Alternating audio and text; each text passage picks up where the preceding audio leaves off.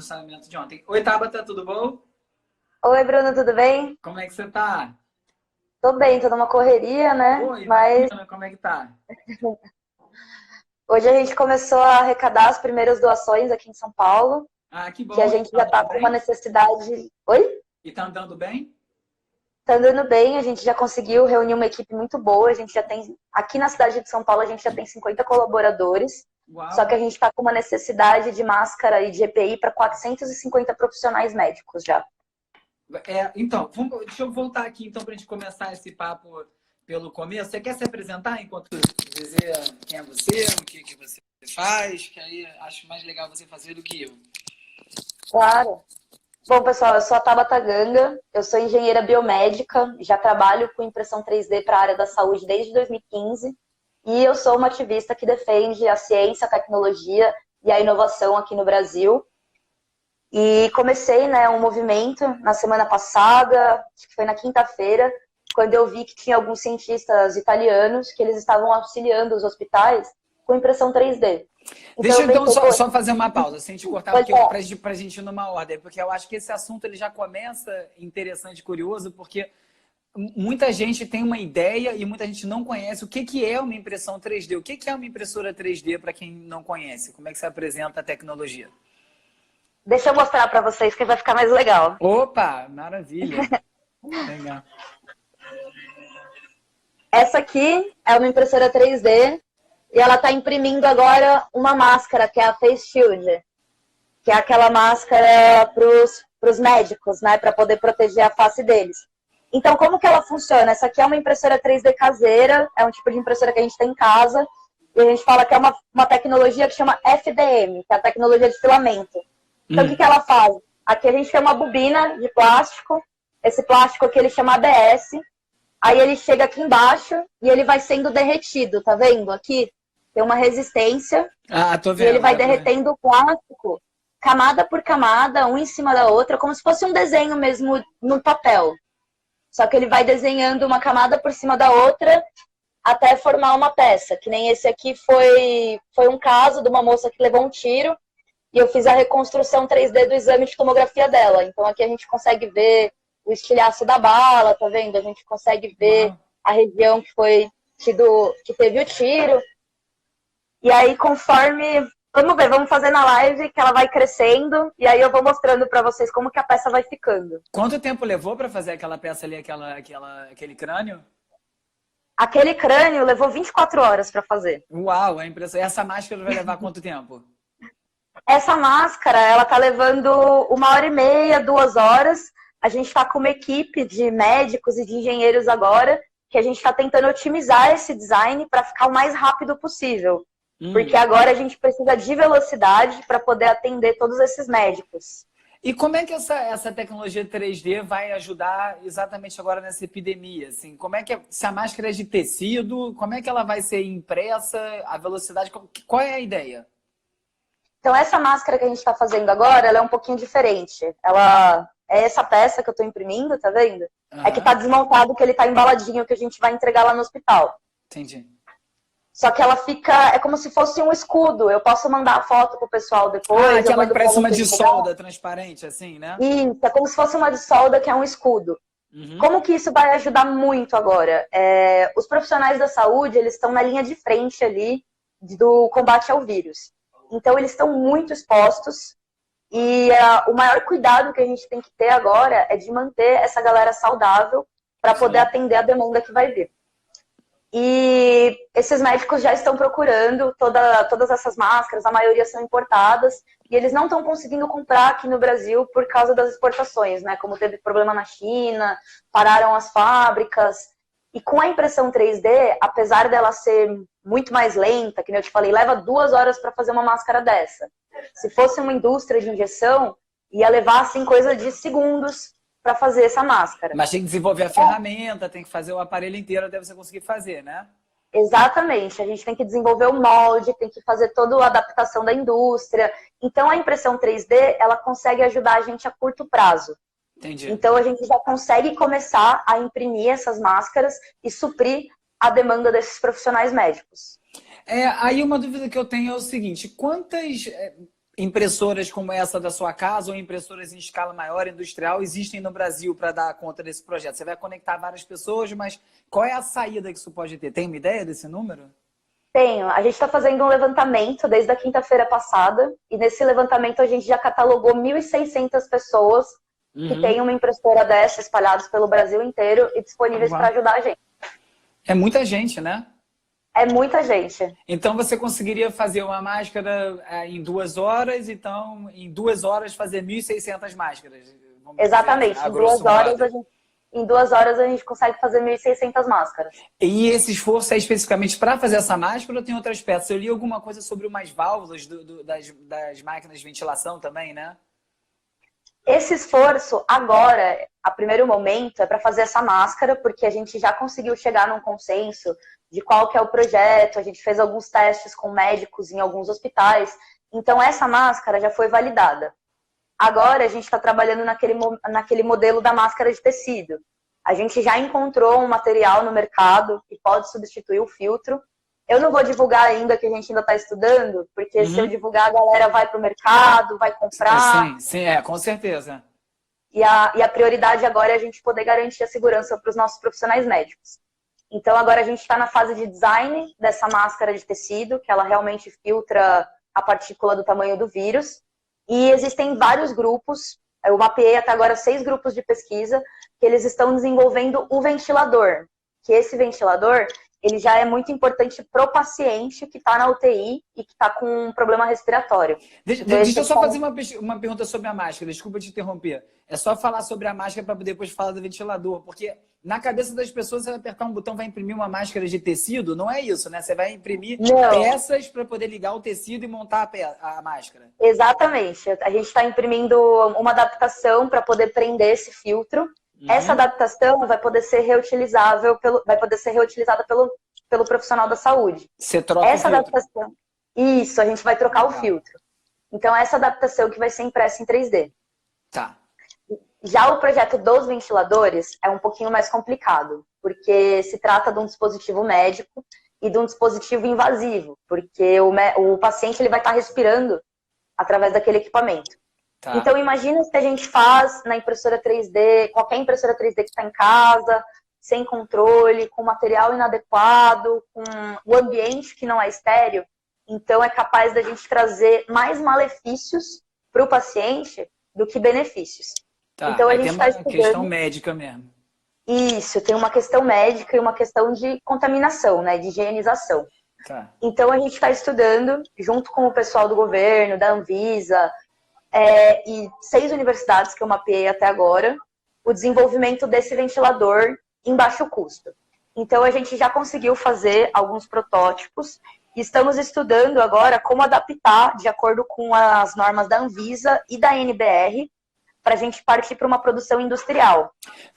O aparelho completo ou uma peça do aparelho? Só para entender. O aparelho completo. A gente vai partir para o aparelho completo com produção industrial. Só que isso tem um tempo, né? Até a gente conseguir formular os moldes, até a gente conseguir adaptar as indústrias, tem um tempo. Então esse não é impressão 3D, esse realmente você vai fazer com plástico injetado. Isso, o objetivo é o ventilador a gente conseguir fazer com plástico injetado, até porque a gente mapeou que leva cerca de 2 a 4 horas para poder produzir cada ventilador. E vocês desenvolveram o design inteiro desse ventilador? É proprietário de vocês? Vocês pegaram uma planta disponível? Como é que isso é feito? Não, existe um movimento já há um bom tempo dentro da tecnologia, que é o movimento open source, o movimento do software livre.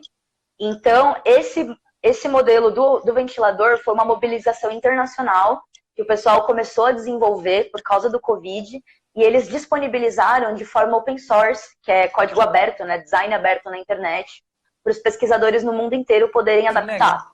Isso está no GitHub, aberto para quem quiser pegar. Não entendi. Isso fica onde? No GitHub ou uma coisa similar ao GitHub, onde tem? Isso, está em várias plataformas. Tem no GitHub, tem no Instructables, tem no Thingiverse.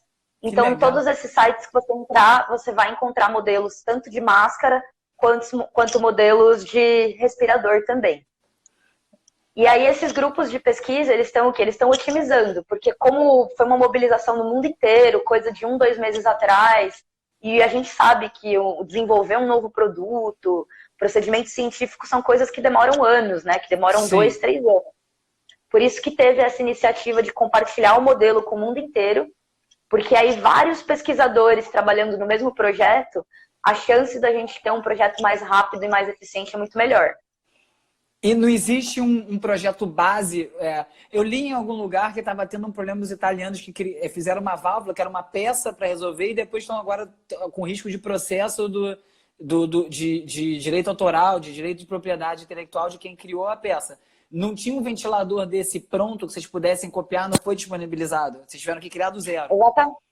Exatamente. A gente não, né? O pessoal do grupo até chegou a conversar com as indústrias que são detentoras da patente desses equipamentos, mas eles não quiseram ceder os desenhos técnicos sem negociações que não tem como fazer agora. Que tristeza. Então foi por esse motivo que a gente resolveu optar pelo open source também. Entendi. E quem é que vai pagar a produção? Uma vez vocês conseguirem botar o projeto de pé e tiver que produzir essa escala industrial, vocês estão conversando com o governo? Em que pé que está isso? Eu estou em contato com o pessoal da Casa Civil, inclusive na sexta-feira, quando teve toda essa repercussão, o pessoal da Casa Civil me procurou e a gente está trabalhando à distância, né? Montou um grupo no WhatsApp, que tem o pessoal da Anvisa, tem o pessoal da NBR, do Ministério da Saúde, do Ministério da Tecnologia. Caramba. Então, por esse lado, eles estão cooperando bastante, que nem a NBR e a ABNT, eles disponibilizaram todas as normas técnicas desse ventilador gratuita agora nesse período, que é uma coisa que se paga, né? As indústrias pagam para ter essas normas. Então, eles estão ajudando... Isso é uma... Quem é o dono dessa norma? O governo? A NBR. A NBR. NBR quer dizer o quê? Não vou saber te dizer agora o que significa, mas é a NBR e a ABNT. Como? São órgãos reguladores. Isso, são órgãos reguladores. Entendi. Caramba. E essas normas são pagas. E aí eles liberaram, vocês conseguiram pelo menos saber o que você tem que seguir. É isso, é um guia. Sim. Como você tem que entregar isso, tem que atender o quê? É isso? Exatamente, é um guia para saber como tem que ser o circuito elétrico, como tem que ser o fluxo de ar, que tipo de material que tem que usar. Então são estudos que já foram feitos por anos, por vários países também, que integram essas normas de segurança, né? E a iniciativa privada não apareceu ninguém de nada? Apareceu bastante gente. A gente está em contato com várias indústrias que estão com a linha de produção parada, né? Que deram férias coletivas para os funcionários. Uhum. E eles estão se disponibilizando a produzir esses equipamentos. Pô, legal. E hoje... Pode falar. Indústria de plástico, isso que tipo de indústria que está se aproximando? Todo tipo de indústria. A gente está falando com indústria de molde, com indústria de injeção, com indústria de termomoldagem, indústria de filtro, indústria automotiva, indústria têxtil. Eu estou conversando com o pessoal de Minas Gerais, que a indústria têxtil montou uma cooperativa e eles estão começando a fabricar agora as máscaras e os macacões de EPI para os médicos. Eu li uma coisa, vi uma carta do Jeff Bezos para os funcionários da Amazon e também li um outro artigo, acho que foi naquela Inc., naquela revista, falando sobre como é um momento que várias empresas vão ter que pivotar o próprio negócio, né? Tem que mudar o que está fazendo para tentar atender essa demanda, né? O cara que faz roupa vai fazer máscara. É operação de guerra. Você está vendo isso acontecer já? Eu estou vendo isso acontecer já. Já estou vendo bastante. Essas conversas? O governo se envolve, se compromete a comprar? Como é que está essa troca? Esse mercado está operando como? Então, o Ministério da Economia está conversando com essas indústrias. O pessoal mandou aqui, ó, NBR é Norma Brasileira Regulamentadora. Boa, é o Zeca, obrigada. Boa, Zeca. Então, o Ministério da Economia está conversando com essas indústrias para poder articular e a gente fazer uma coisa em tempo recorde. Fora esse intermédio do Ministério da Economia, diversas indústrias estão me procurando e estão procurando o pessoal do Movimento Brasil contra o Vírus, né? A gente vai lançar o site entre hoje e amanhã, mas como a gente já está falando com muita gente, essas indústrias já estão procurando, que nem o nosso amigo André Scortizaro, ele que tá negociando com todas as empresas. Então, ele já está em contato com muita indústria mesmo. E esse site vai ser o quê? É para juntar mais gente? É para botar informação para rodar? Qual é a função desse site? Trazer mais a principal função desse site é a gente conseguir viabilizar a logística. Então, a gente está conversando com a Salesforce, né, que é uma empresa de CRM, Eles desenvolveram uma operação parecida lá em Israel, só que não tinha a questão dos voluntários, né? Lá em Israel tinham as indústrias, foi uma força-tarefa entre as indústrias e o governo. Entendi. E aqui no Brasil estão entrando esses voluntários com impressão 3D. Então a gente está desenvolvendo uma plataforma onde os hospitais vão poder cadastrar em tempo real qual a demanda deles, e os voluntários, tanto indústrias, quanto laboratórios, quanto universidades e os makers, vão poder atender essa demanda. Então a ideia é poder otimizar a logística e acelerar a entrega. Então, por exemplo, você vai ter um hospital lá na Bahia. Esse hospital que está na Bahia, a hora que ele cadastrar qual que é a demanda de máscaras e de EPIs que ele precisa para aquele dia, então em tempo real, todos os makers e as indústrias que estão cadastradas ali na região da Bahia, eles vão receber um aviso para poder atender essa demanda, né? Para poder agilizar a entrega.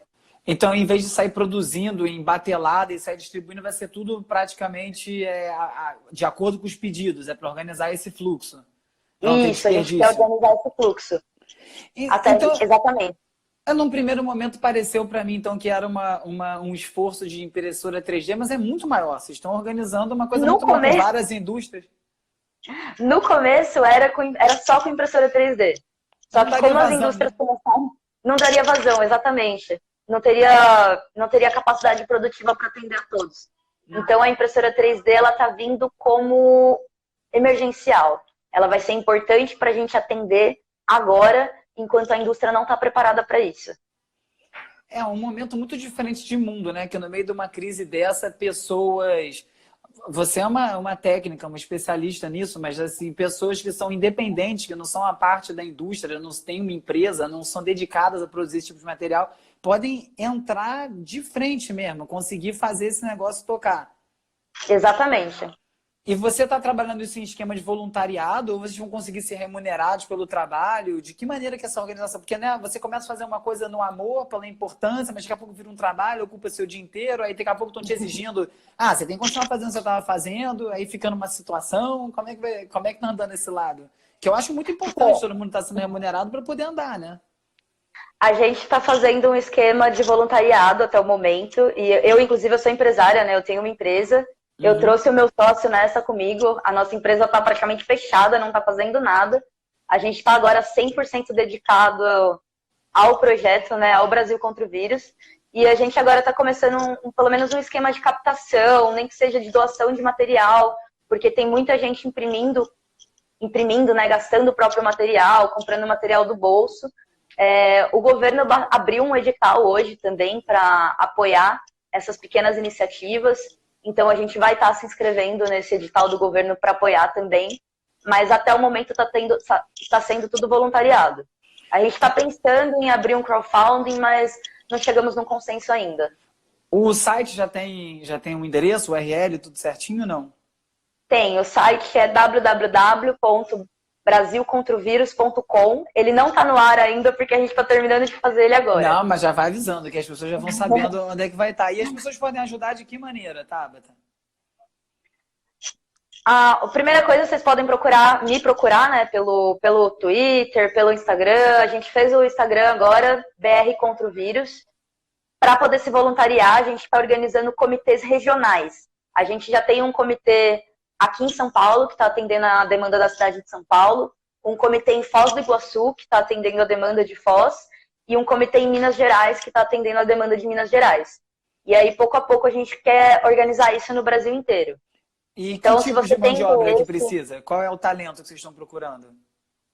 De todo jeito. A gente vai precisar de gente que saiba comunicar, que saiba fazer material de divulgação, a gente vai precisar de gente que tem experiência com finanças, gente com experiência com logística, engenheiros que saibam operar impressoras 3D, entusiastas. Então, é um movimento que todo mundo pode ajudar mesmo.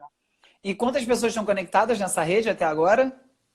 Até agora, de pessoas eu não tenho o número, eu tenho de impressoras 3D, que são 1.600 impressoras que a gente já mapeou. Nossa, então, provavelmente estão umas 2.000 pessoas. As 1.600 que você falou no início não é o que tem no Brasil, isso é o que você mapeou, que já está participando do projeto. Isso, é o que a gente já mapeou no projeto, são 1.600 impressoras. Caramba, eu achei que você estava falando um número, eu achei que era uma abrangência, uma expectativa, como é que chama? Uma estimativa do Uma número de pessoas no estimativa. Brasil. Então, são 1.600 conectados. E qual é a expectativa de vocês de saída disso? Quanto de produto vocês vão conseguir? Tem uns números? Tem coisas assim ou ainda não? Ainda não, porque a gente está baseado também muito na demanda dos hospitais. Uhum. Muitas entregas já começaram e começaram a surgir subgrupos, né? Como foi um grupo muito rápido, uma coisa que aconteceu que ficou muito grande de forma muito rápida, várias pessoas começaram a se organizar em pequenos grupos também. E aí esses pequenos grupos que eu estou tentando fazer o levantamento agora, para a gente poder reunir e acelerar a logística. Muito legal, Tabata. Pô, parabenzaço pelo trabalho, pela iniciativa. Muito legal ver que as pessoas conseguem se envolver ativamente, né?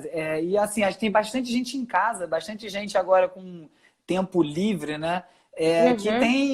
Que pode também ajudar, né? Que está ouvindo aqui, pode de repente participar, ajudar e agregar também no projeto. Então, brasilcontrovírus.com, amanhã vai estar no ar ou depois, é isso? Amanhã. Acho que essa madrugada deve entrar. A gente está terminando de fechar umas coisas no site. E quem quiser apoiar também, a gente está precisando de doação de filamento, que é a matéria-prima da impressora 3D. Tá. E aí são 2 materiais que a gente está precisando, o PETG e o ABS. O PETG ele é um pouquinho mais caro, só que ele é melhor para poder fazer a esterilização no hospital. Então, se o pessoal puder doar, aqui em São Paulo a gente está recebendo as doações no Sindicato dos Trabalhadores de Processamento de Dados, que fica na Avenida Angélica, ali perto do metrô Marechal Deodoro. Aí eles disponibilizam. Pode falar. E quem não tem isso em casa, pode comprar para doar? Eu não sei nem que material é esse, por exemplo. Aonde a pessoa encontra isso se quiser doar? Onde é que é o centro? Na internet, já tem várias fábricas aqui no Brasil, chama Filamento para Impressora 3D. Você procurar Filamento para Impressora 3D, vocês vão encontrar vários fabricantes aqui no Brasil já. Maravilha. Tabata, então, de novo, muito obrigado. Parabéns aí pelo trabalho. Manda notícias, o que puder ajudar na divulgação e tal, conta comigo aí o que puder fazer. Vamos falar depois, ver de que outra forma eu posso ajudar também. Muito feliz de ver essa iniciativa, orgulhoso dos companheiros brasileiros aí que conseguem transformar esse caos em ação. Parabéns aí, estende para a equipe toda, para o projeto todo. Muito obrigada, eu vou passar para todo mundo. Obrigada também por estar dando essa divulgação para a gente. E eu fiquei muito feliz também, eu não esperava que ia ter uma proporção tão grande. A gente anda numa época de ódio, né, de intolerância. Sim. E deu apesar de ser um momento complicado, deu uma grande esperança, assim, de ver as pessoas se mobilizando para ajudar o próximo aqui no Brasil. Tomara que isso aí contagie, as pessoas realmente foquem nisso e não na quantidade de besteira que a gente ouviu essa semana. Ódio e besteira, né? Mas pessoas com foco no lugar errado. Vamos ver se essa coisa toda melhora e traz alguma lição pra gente também. Tá bom. O pessoal pediu para repetir o site aqui nos comentários. Vou falar de novo. www.brasilcontrovírus.com. Tudo junto? Tudo junto. E o Twitter é arroba? O Twitter é @drcontrovírus. Beleza, gente, anotem aí. Eu vou também divulgar lá no @urb, divulgo aqui também no Stories. Se quiser mandar uma arte depois, Tabata, com isso... Pode deixar, a gente está fechando o logo, está fechando tudo hoje. Beleza, vai pro seu corre-corre então aí. Parabéns e muito obrigado. Obrigada a vocês. Tchau. Tchau. Gente, tá aí uma grande lição aí de empreendedorismo, solidariedade, uso da tecnologia para alguma coisa positiva. Então é isso, quem puder ajudar, entre em contato com eles, deram em todos os contatos, brasilcontrovírus.com, a partir de amanhã deve estar no ar. Amanhã, quinta-feira, eu recebo Alexandre Matias, jornalista, editor do site Trabalho Sujo, para falar sobre o impacto do coronavírus na cultura, especificamente. Então, quem animar, passa aqui amanhã às 9 horas da noite de novo, vamos estar aqui falando e chame mais amigos. E o episódio novo do Resumido entrou no ar ontem. Ficou muito legal, eu fiz diferente dessa vez, fui gravar na rua, aproveitei uma ida ao supermercado, entrevistei um monte de gente na rua, ficou bem legal. Quem quiser ver, ouvir, tá lá no resumido.cc, ou procurando nas plataformas digitais, Apple Podcasts e Spotify. É isso. Amanhã tem mais Resumido e a gente se vê. Tchau. E obrigado por quem veio, para quem veio assistir.